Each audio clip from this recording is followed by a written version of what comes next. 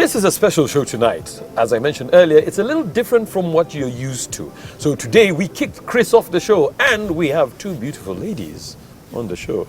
Ladies, welcome to the show. We've got Momo and we've got Maureen. So it's Mariam. Mariam. So it's an M thing going on. All right. Now, we'll get to ladies first. Stefan, you know what? This is your thing. This is not sex for marks, but I mean, it's generally in your jurisdiction. My question is very simple. Are the good men and women of the books being tempted to do what they do? Or is it just that they are unruly and are using sex as a tool to just get what they want? We used to call them, we used to call it STDs, you know, sexually transmitted degrees. It's something very common. And I've said this in different forums that women can use sex as a comparative advantage, but they need to understand that there are repercussions. These are adults. I don't have any problem with you, you know, using sex to get ahead, but we should know that you're opening a Pandora's box. A Pandora's box. So you need to be careful. But there's no problem. If you can use sex to get ahead, use it. But there are repercussions. There are things that will come when you do this. Okay, that's really interesting because it almost sounds like you're encouraging. I know, right? Let me ask you something. If you can get through this door because you're light-skinned, won't you use it? You'll use it. But people need to understand, the young viewers watching, they need to understand. I'm not advocating for women to use sex or for young men to use sex to get ahead. They need to understand that there are repercussions when you do this. People have used sex for the longest time, you know. Yeah, but you see, now it's becoming an issue. Okay, everybody's up in arms saying it must stop. So are we saying the entire society is wrong? Let's just let it continue. But you know, people also need to understand that these are adults. A student, a young person in campus, these are guys who are above 18 years. Actually find that law to be very stupid, you know. These are adults. At the end of the day, they will do what they want, you know, they have to do. Well, all right, Mariam, I'd like to just pick your mind. Is it possible for a lady to be coerced into having sex? In this case, in exchange for marks. For marks? Yeah. You know, I'm actually surprised. I'm disappointed in Stefan a bit. Yeah. How can you even say something like that? That some these people above age and you know they have a decision, they are stupid. Let us get back to what actually drives the girls or the ladies or the boys to actually give in. Yeah? I mean to get good marks or to have sex to get good marks. Yeah. Are we looking at sex as something casual? Yeah? And then when you talk about sex for marks, I hope we are on a level of like student to student, student to teacher. To lecture. Yeah. Or to lecture. Yeah. Because a student, I know you do well in class and there's a topic that has been giving me hard time and everything, and I'll come to you, first of all, befriend you and everything, and definitely in that connection, something will lead to another, and I'm like, we create a friendship, then eventually you help me in a certain area because we've kind of connected. So we look at sex in different ways. But it's happening. That one is a fact. It's happening. And it's just unfortunate that even when the girls get to that vulnerability, the men or the lecturers take it on and they look at it as a power. But then are we then saying that girls don't have control? They cannot say no? Look at the power factor. Where is the power factor? Who has the powers at that moment? Who has the power?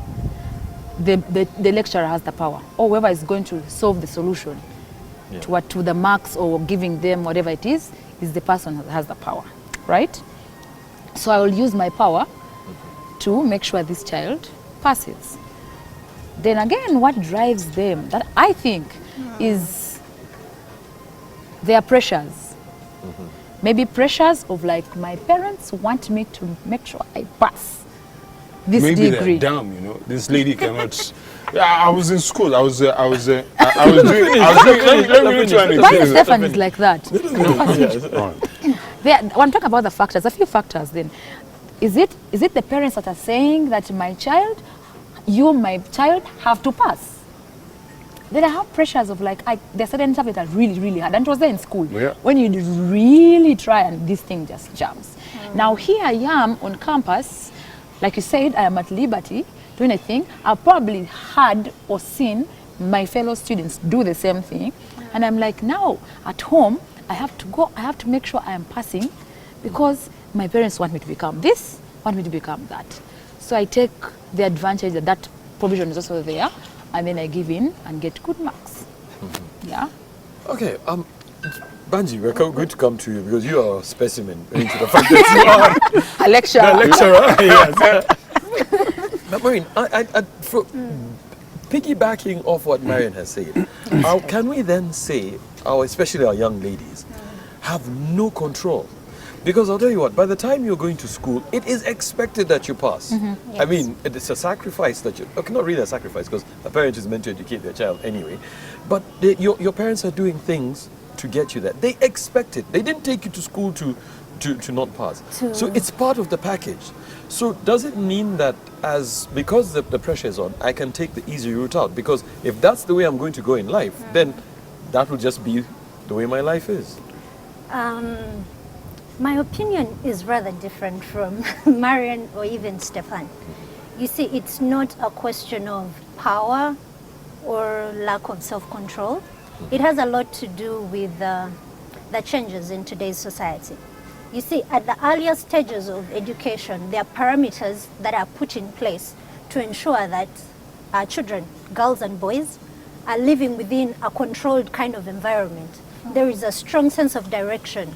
The timetable is clear. You go to class at this time, you check out at this time, you play at this time, you go back home at this time. Now, after that level of education, things change. The child is of age, maybe they are at the university. The element of trading sex for marks is not as common in the lower institutions of learning as compared to the higher institutions of learning. So when the pupil get to that stage, these parameters do not exist anymore. You see, a lecturer walks in at whichever time he pleases. He will not send notice of whether or not he's going to show up, or whether or not he's going to come halfway into the lecture, or if you just have to go and buy your notes somewhere.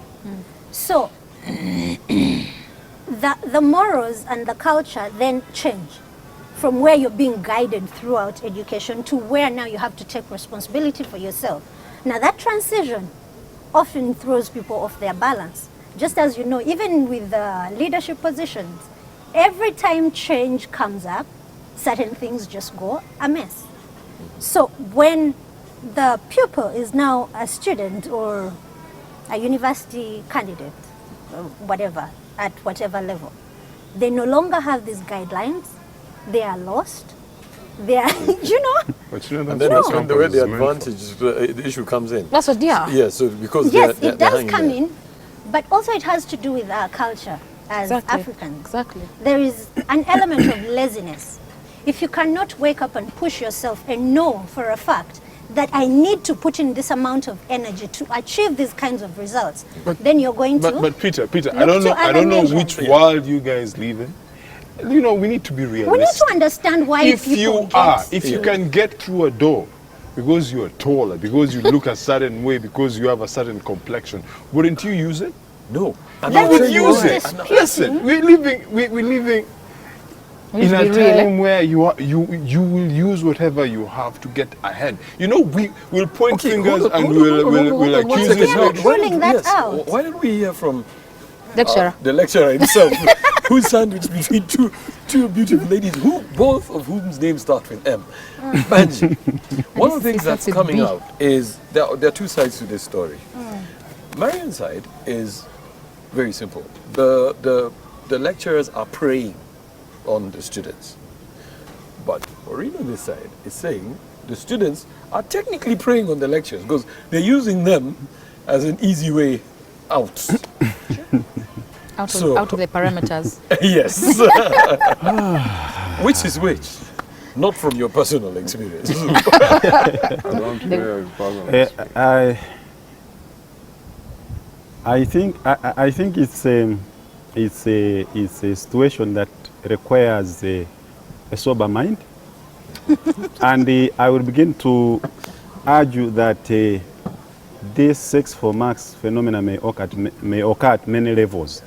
The first level is what Marion talked about, student to student. Okay, yeah, student to student. So the student knows that Jaluo is sharp, is A. And so because Jaluo is A, He's eaten a lot of fish, that's why. yes, he's eaten a lot of fish, he scores A, so she will go there. Or if it is a he will go to her. And nowadays it happens. It happened during coursework tests, for example. Yeah, You during come to the coursework, during tests. The other level is the one she talked about, of the lecturer preying on the student. It might also occur at that level. But I have been arguing with my colleagues that there is a third level which most people don't look at. The student preying on the lecturer. Hey, I thought you were saying lecturer to lecturer. No, that one doesn't involve marks. Those are adults. The students themselves preying on the lecturer, on the professor. And this takes us to the kind of education that you have. Maureen alluded to the fact that some students are lazy. There is, when you analyze our university education system, most of the universities actually now are struggling how to impart knowledge, because from primary school through secondary school, the mode of studying is different. It's directed, it's guided, but the one at the university should actually be student-led. The students should be empowered to read on their own. Now, the fact is that when they put a timetable and say you are supposed to study structural engineering for 4 hours in a week, a student only takes literally the 4 hours in a week. They forget the personal effort they are supposed to put in. So when you mix that with the kind of assessment that we take, it's the test or a coursework and end of semester exam.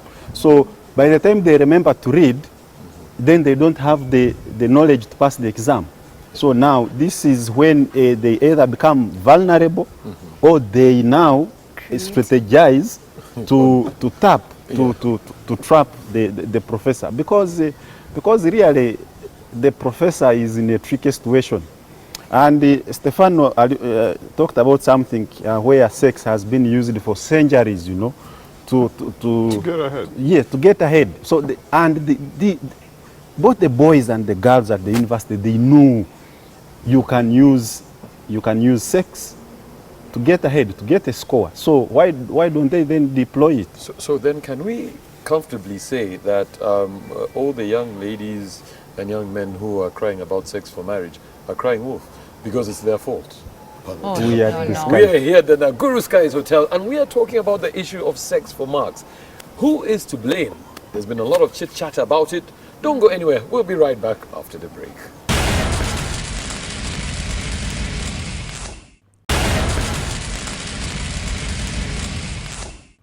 Welcome back from the break. In case you've just joined us, we are here at the Naguru Skies Hotel talking about the issue of sex for marks. We have established that it happens at 3 levels, and in case you've just joined us, you've missed technically half your life, but you can always catch up. Now, Banji, whose fault is it? I think the whole issue shouldn't be about saying it's the fault for the professor, it's a fault for the student. It's a problem for us as a community, as a society, and we all need to stand up But according and to fight. Stefan, it's No, not a problem. I'll tell you one thing. The system itself, the system has been set in such a way that the student is at fault, the lecturer is at fault. You'll find, I did accounting, and you'll find that there are some ladies in your class who are failing to pass one particular paper. And when you go back, when you go back to how they qualify to do this degree, you find some holes.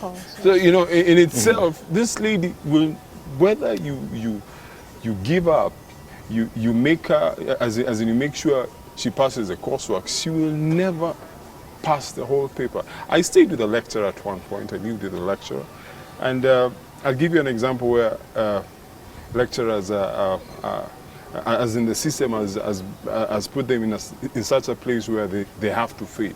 This lecturer was marking a course unit for, I think, over three classes. So many of them. And you know, I remember at one point he would just give marks. He would go to the previous marks history. and give marks Average. according to how he thought that, you know, this student would perform. So the system itself, the way it has been put, It's bogus. It's bogus. Students will use sex to get. So I'll come to you, Marion. But Maureen, so Yes, according please. to him, he seems to be leaning a lot on your side. So the problem is with the students. A, we're having unqualified students going to the university. So if I may use Stefan's words, it doesn't matter what they do, they're not going to pass. So the only tool they can use is sex. Then B, because they are unqualified, I mean, we're getting into a culture of shortcuts. Yes. So I mean, all I'm going to do is take shortcuts to get my degree. But then what happens when I get my degree? How do I get a job? Do I use the same means? Then when I get into a job, how do I progress in my job again? So it means sex is going to be my tool to grow. And it actually happens a lot. You find that people who have made their way to the top by first of all excelling from having to trade sex for marks, will get the job they do not qualify for because their paper is overrated. You know, when you look at the way they present themselves in person vis-a-vis what their academic qualifications present, they don't match. So then they'll have to bring this sexuality to the job and work their way through and through. And they're for leading so promotion. many companies. But eventually, they fail at a certain point. Now, we just need to go back and check our society, our moral upbringing. We need to do things right by our children so that they grow up with the right morals. But also, Mr. Lecturer over here, I'm sorry, I am going to have to. Banji. Yes, Banji, you as an individual, you as a representative of all the other people in society who hold such power, like Marion said, you know, you're the adults in this situation. You have the power These kids are also to adults. redirect the students, fail them, even if it means failing them 10 times. People drop out and they'll go and do business, you know, and fail at it. Do not compromise your standards and say, okay, okay. I think Maureen, let me come in. Let me jump in. I think I need to look at two things. One, what is the power of a professor at a university?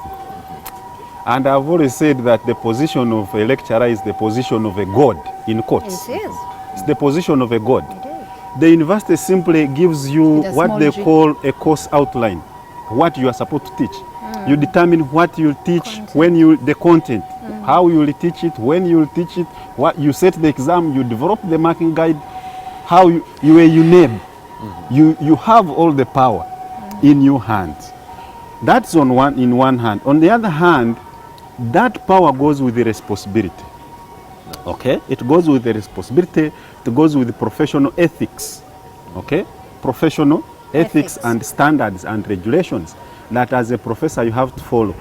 But we need to understand that in many universities, actually almost all universities, the nature of a lecturer is such a way that sometimes the lecturer does not go through teaching, the teaching ethics. So in such cases, there is likely to be abuse. I would think, what I know is that it is only in schools of education where the professors themselves have been teachers. So they have gone through teaching ethics. Okay, I know universities like Makerere, for instance, have struggled to make sure that all their lecturers are taught teaching ethics in order to overcome this. So that is on one side. Now, the other side is we need to look at the kind of the value that students now attach to learning and passing exams. Okay, because well, we have a variety of students. There are those who are in class just to pass time. They have asked me to come here, and as Stefano said, okay, as Stefano said, if you have a class of 100 students and you ask them, why are you doing this particular program? They say, well, I got the scores for this course. I wanted law, but I couldn't get law. I wanted engineering, but they gave me this one. So they are just doing to pass through. Okay. So now sometimes they will do. They will not mind. So when they wake up and realize that it is time for the exam, they have put themselves in a situation where they are very vulnerable, that the professor may easily prey on them. But there are also stories where students have rejected advances from a professor, and they say, I am abandoning this program. Yes. You will not get any share of my body. I am abandoning this program. One thing I appreciate. So, the students will come to light and say, hey, this professor has made this advance at me, and they'll report in most cases. Even in circumstances where they have failed the student because she refused maybe to give in to those demands. But now when you say it's a two-way traffic, that even you people are tempted, I come and make an advance at you, or I offer you sex so that you can give me marks. How come you do not expose the student? No, in fact, just a minute, Maureen, in fact, they are lecturers, very many, and I would say a number of lecturers who have really struggled and have even gone to the heads of departments and the deans and have reported these cases. Only that what happens is when the lecturer is the one who has reported, because you are in power, you are a parent, you report. Normally universities offer some, can I call it, guidance to the student. They direct the thinking of the student. Now, the cases which normally come to the public are cases where the lecturer is really exploiting the student. Not the other way around. Not the other way around. But talking about that, Marian, can we say that there are some girls, and I'll speak from the lady's point of view, who actually look for this trouble? Case in point, a girl comes into the lecture room, she's wearing a really low-cut dress, a short thing, she's licking a lollipop and staring at her lecturer, and then she's the same one who complains. She was watching a lot of blue movies. No, I mean... Licking lollipop? What was in your mind? Moving on swiftly. Now, I know some people say, but oh, you know what, it's her right to dress the way she wants and all that stuff. But in all fairness, this is a guy who has hailed from the village. He's never had a chance to see what he's seeing. And isn't he just being put in the line of fire?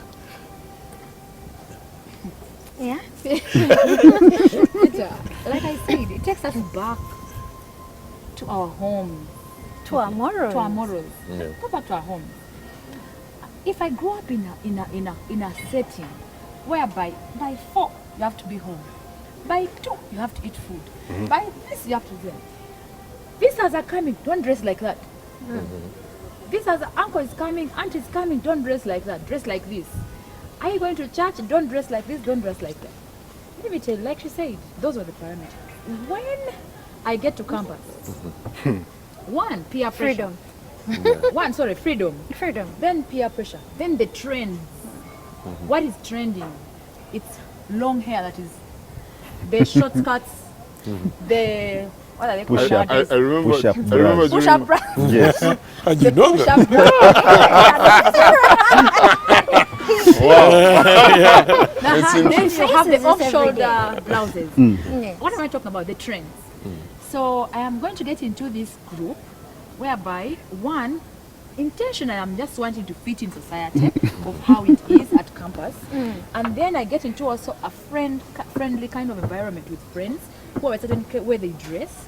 Now my intentions are two. I may be walking into class and dressing the way I have my friends dress because that's how they do it. Then the lecturer keeps looking at me, at my trend every time I walk into his class because it's my style, and he picks interest, and then it starts from there. Yeah. Then there's another part whereby I actually am Have trying to dress up. intentions. I'm intentionally dressing up to woo, attract.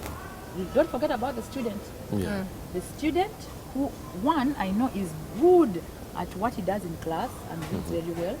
That's my Or target. the That's lecturer. Or the lecturer. You have to survive, That you know. very Or the day, lecturer. There are two, by the way. There's the student who passes, there's the lecturer who has the topic that I'm always failing.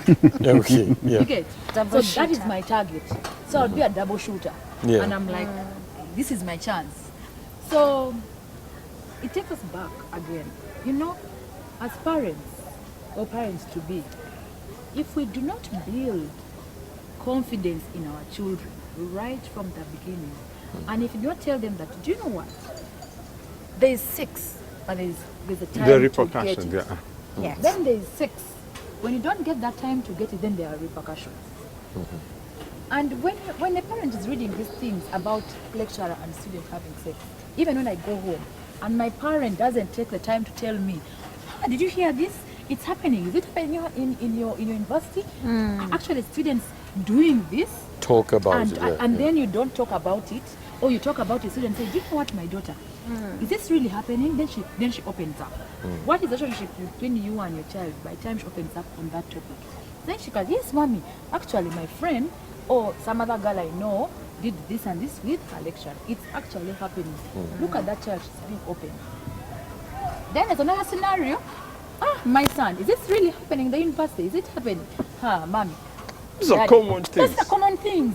These things happen. We have to do that. Otherwise, I wouldn't be passing. Oh, my friend has been failing in class and he has been doing this and this.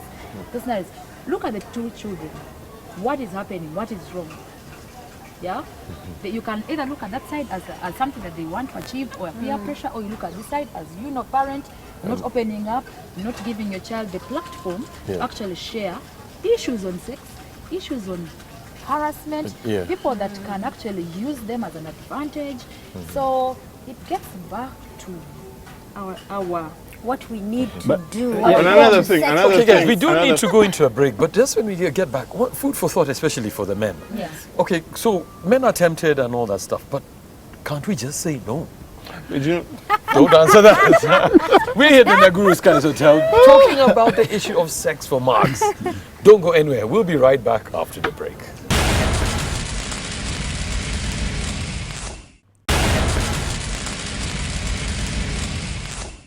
Welcome back from the break. In case you just joined us, we're in the last session of this program talking about the issue of sex for marks, especially at our higher institutions of learning. So guys, all right, so we are tempted and all that stuff. Can't you just say no, walk away? let me, You mentioned it. You say fail him. Yeah. But it goes back to what he was Both saying parties, about Peter. saying. Men and So according to you, it is okay because even the lecturer, says if he can 18. get, let me say this. You know, there's one thing we're forgetting. Lecturers are also human beings. They're human beings so and are they the have feelings students. So are and the whatnot. students are And so the And the students who are also growing. are also human beings, going and these through all are kinds these are of phases. consenting adults. One thing we need to, and I've said it. I think I've said it somewhere that infidelity happens most at the workplace because we spend most of our time there. 70% of our time there. So the same thing as university. You've seen this person. I remember when I was in campus, I think there was a point where they tried to ban G-strings. How would you see them? Because, you know, chicks, they would show it. Like, remember the time they would literally show it. Like, you would see it everywhere. You know, look, you know. I want you to put yourself in this lecturer's shoe. This is a young guy. He's just some of them graduated. are not young. Some of them are not young. Yeah, I'm talking about our universities. 25 years. I'm talking about Lecturer. The lecturer. Yeah. Yes. our lecturers. Yes, are I'm saying- very young. Do you know Some of- actually, sorry to cut you. Do you know that actually the older ones are the professors who sit in their offices and they start looking for research proposals and whatever. Yeah. Then the ones that just come on the scene, Yeah, on the fire. bunch Are the likes of Stefan. Let me tell you what. and they're like hot. Let me tell you what happens. This is what happens. Stefan, just a minute. Let me argue it from, again, two standpoints. Let us look at the raw biology, and I like to argue biology. Now, let us look at the biology of the university professor. He's a man or a woman. He's a biological human being. He's a sexual human being. It depends. Now, I want to argue that there would be sometimes a professor who is genuinely interested in a student, genuinely. Yeah. And I know one of the universities in Uganda, I am not going to mention it, where it's part of their policy, if a lecturer you're interested in a student, you report to the head of department and they take you to the chaplain, the university chaplain. Yes, and they counsel you. They ask you about your feelings. The university. Okay? They ask you about your feelings. I haven't mentioned any university. And if your feelings are genuine, they guide you on how to, to move forward. To them? Yes, yes. Now, let us also look at the biology of the student. The student at university are averaging 18 to 23 years. Yes. Okay? And I would say in pure biology, they are at the peak of their sexual, discovery. Okay? So sometimes the professor there is, as he's talking his chemistry, his equation, the students are just seeing other equations. Okay? They are like, On the board or in the guy who's explaining? in the guy who is explaining, and they are like, if this professor could be used as a specimen, I think it would be something different. Stefano, let me develop my argument. There could be some students who are thinking like that because their biology is telling them. And remember, because this guy is a role model. This guy or lady is a role model. The professor. The Yes, lecturer. the lecturer, yes. Male or female. She's there, they think she has it all. She has it all. He or she has it all. They may be tempted, to think that way. Yeah. So on that point, you realize that it's a very tricky situation. But also let us look at the morality, the morals of our society. Now, these our children, they have grown in our families where we are cutting shortcuts. Everyone is looking for the shortcut to do something. The boy or the girl returns home and the mother says, well, I had to put fuel in my boss's car to get the promotion or to go for this workshop. So they know that life is about shortcuts. Yeah.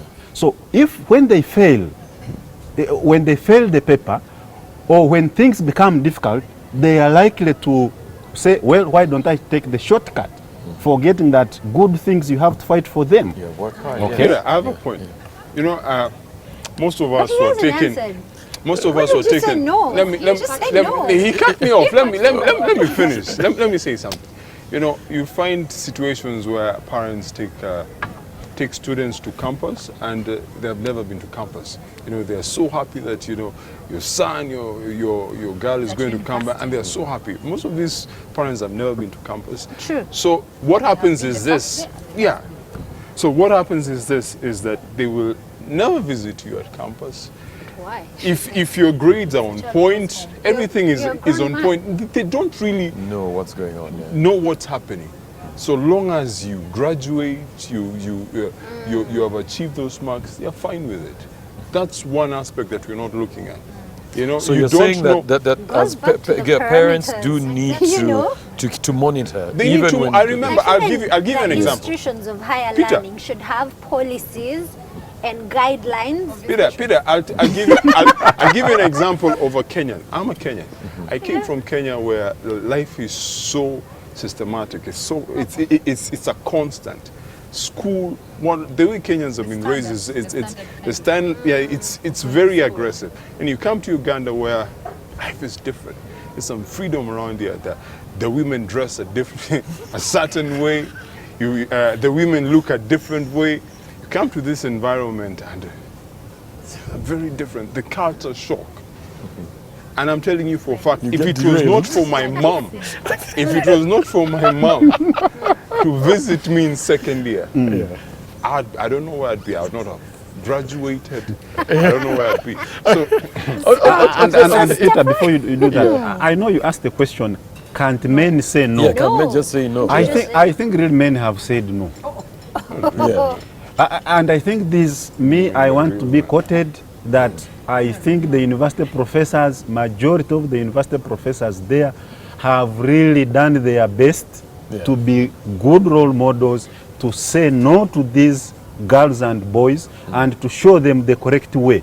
Of course, there are bad apples here and there, okay? And normally, as I've already said on this show, bad news sells fast. Okay? the ones who get caught. Yes, the ones who get, not the ones who get caught, the ones who do bad things, you know? So you may find in a faculty it's one person who has done those bad things, and then they say the whole school of business is bad. The professors do this.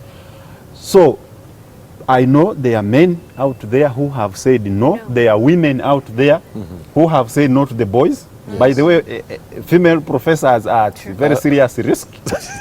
The boys are on their case sometimes. Outright race. They are on their case, and they have said, and they have said, and they have said, The teacher, the female lecturer. and they have said no. However, I need also our viewers, the parents and the university students and the policymakers to understand the psychology of the student. There are students who say, I will pass this man's paper no matter what. And by the way, you will be surprised that there are students who will follow you, Professor Peter, and they say, how does the wife look like? So the wife is like this. They will select for you that kind of lady from class and say, please confuse the professor for us. They can even connive. Yes, they connive. Yes, they connive. Sure. They connive. So Bring that it the down. professor, so once you have been sandwiched by that one, then you don't have a say in class. Moral authority. How do you fail the other? They say, we know you are secret, my friend. Please do something. So, So basically what is coming out is that students are blackmailed to get into, to give in. Lecturers are blackmailed also to give in. Seduced. Then Pretty much. there are Before people the that say black- no, and I believe so. Yes. That the teachers will say no, and then there are students who say no. Why am I going to say no as a student? Yeah, it goes back to my sex education, my opens I was talking about. How have we prepared our children? I know you're going to say these are adults. It's 18. It doesn't matter. You came from somewhere to become an adult. And you came from somewhere to grow, to know that, to grow up morally. But let me ask you something, Marion. Then, so what if I missed that stage? I was not mentored or by either my mother or father. Is there any So, redemption but for society, me? but you know, Hold on, society also mentors you. Is there any redemption for me? Sorry? Is there any redemption for me? So I'm on campus. I'm in my second year. Maybe I've already started doing it. So how do I then just get out and stop? Maybe that person won't be able to share. You know, like I said, it comes back to how open someone is. Now, if I've started doing this, if I actually started doing it, maybe even from secondary, yeah, and this maybe was either student, or again, student to teacher. Why do you always refer to me? student? So one of those guys, Okay, student. Anyhow, it just goes back to how my friend has been that. Stefan. When is it going to stop? It started way back. It started way back. But why did it start way back? Why? Why not look at why? Why did it start way back? We've been through that They've already. been years. The moral decay, yes, the so laziness, it the starts need from- to get let me tell you, ahead. Peter, it starts you know, from somewhere. the And need then another to- thing, look at our homes, the setting. I have a father who never even knows when I come. before you continue now, because we are running short of time, I'm Yeah. going to ask you to then kick off that as your parting shot. Okay. Okay. Yeah, no, not with me. You want me to start? All right, fine. You start, and then we'll get to You know, Marion, yeah. I jump from where she stopped. Yeah. The moral fabric. You know, we hear statements like, I'd rather cry in a Range Rover. I'd rather cry in a Range Rover than smile in a And on a Raoul bicycle. or something. Yeah. Bicycle. You know, this is our moral fabric. like get it easy. You know, I said when I studied this is that I said that you can use sex to get ahead, but you need to understand that there are repercussions. You're opening yourself to so many things, diseases. You're opening yourself to spirits, if you believe in such stuff. You're opening yourself to so many things. More, like it all boils down to what we instill in our kids from a very young age. If you teach these kids that, you know, if, for example, that they can get ahead by bribing,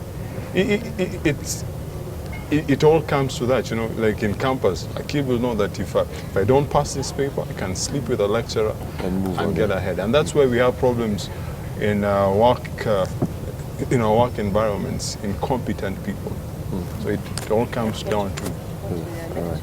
Please stop, Marion. Your parting shot. My parting shot, I see, Peter, if you notice that this is happening on a university, yeah?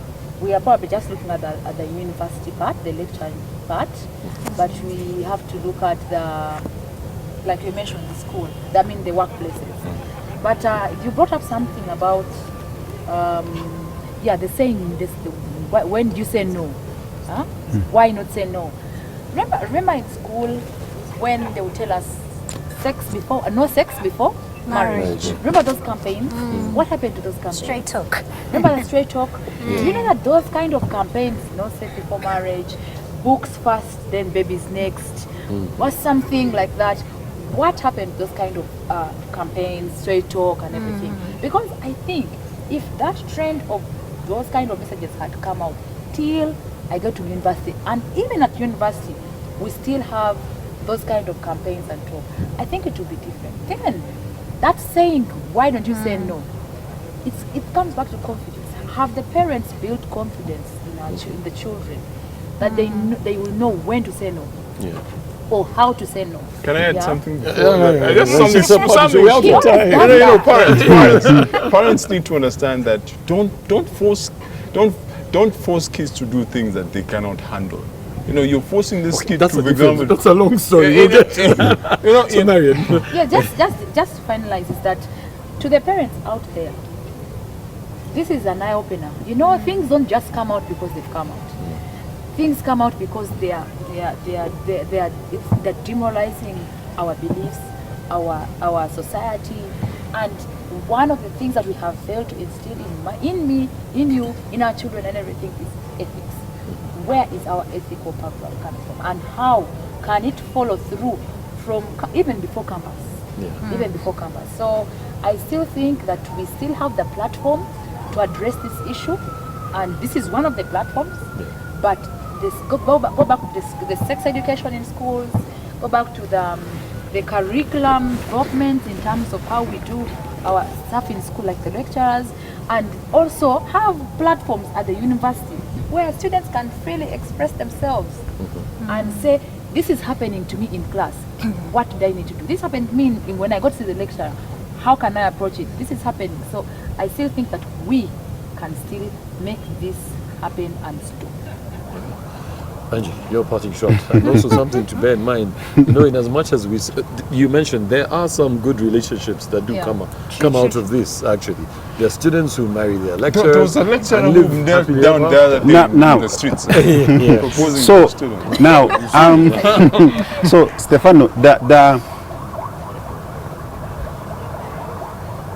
I want to argue and say that not every university student who is in a relationship with the lecturer is looking for marks. I want to correct that. Thank you.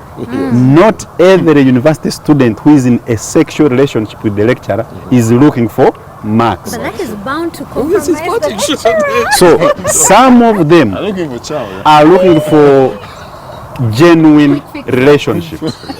Now, having pointed to that, I want to argue and say that one, let us search ourselves and look for the place of hard work, hard work.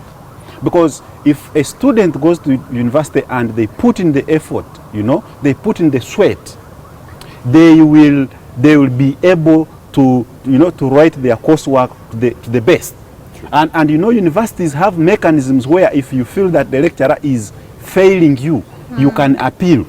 So if they gave good work to another lecturer to remark, the lecturer will see that the other one was wrong. So put in your effort, do your best, produce nice work, so that there are no avenues to be exploited.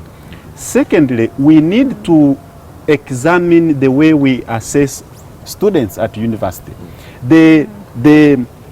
Our exams, the way our exams are structured, is that many times they don't encourage continuous effort, because you are just examining the student at the end of the semester. What about in terms of attendance, in terms of class participation, in terms of coursework, in terms of ongoing projects, in terms of dress code, you know? It should be holistic assessment. And then thirdly is that we should understand this problem of sex for marks within the general context of the moral fabric within society. Don't expect, and parents please forgive me, don't expect to be a thug of a parent and expect to have an angel of a child. No, the seed does not fall far from that tree. So let us be the best we can, exemplary, then our children will learn from there. And lastly, I think she talked about the issue of policy. A number of universities now have sexual policies, sexual harassment policies. I think what needs to be done is to popularize these policies, to popularize these policies such that some of these cases can be handled. I think. Great stuff.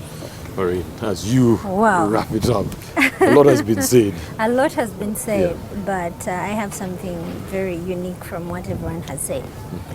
Now, back to the subject itself. In as much as both men and women have been victims of sexual exploitation for one to get ahead, I actually want to sympathize with the men.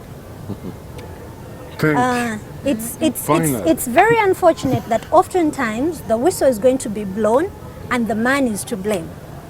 He's harassing a student, and the student oftentimes is a female. I saw the picture. But again, if we are to look at creation, women are created in such a manner that we have a lot to show sexually. A woman holds more attraction than a man, by far. My biology, from creation, okay? So if a woman dresses indecently, if your student dresses badly, the man is likely to be tempted. A trigger. Yes, it's a trigger. Unlike if a man came to the lecture room in his shorts, all we are seeing are his legs and his arms. It's not so much to show. With a woman, all the curves and the color and all that. So yes, it's very unfortunate that men have to be subjected to such temptation, and yet we expect them to have the resilience to say no at all times. Now, whereas that is a fact, women come out and make noise. Women, we are loud. We will tell, we will not keep your secret, we will report, we will go to the authorities, and they'll we will believe make you. noise, you know? And they'll believe you. And they will believe us. When the same thing happens to you, the opposite sex, you keep quiet. Why? Huh? You keep quiet. Make as much noise as we do, so that the perpetrators are brought to light. You know, she's seducing me, it's a problem. She needs help, she will get the help. But if you keep quiet about it and shield it because a man cannot come out and appear to be vulnerable, or you think people will not believe you if you say a woman is harassing you. We do harassment sometimes. Yeah. I have not done that. But I'm speaking for Why is your women. hand up? But it Because I happens. feel it. I've been harassed So before. just come out of hiding Yeah. and expose these people, and they will get the help Women that they need. always harassing. Speak out loud. Break the silence. Let's not pretend this is only a problem for women. That would Thank be you very much. fantastic. Now, ladies and gentlemen, we have been talking about the issue of sex for marks here on your favorite show. Mine is very simple. Simply say no. Or if you say yes, just know you're going to have to deal with the repercussions. Whether you're a student or a lecturer, it is on you because you have the power.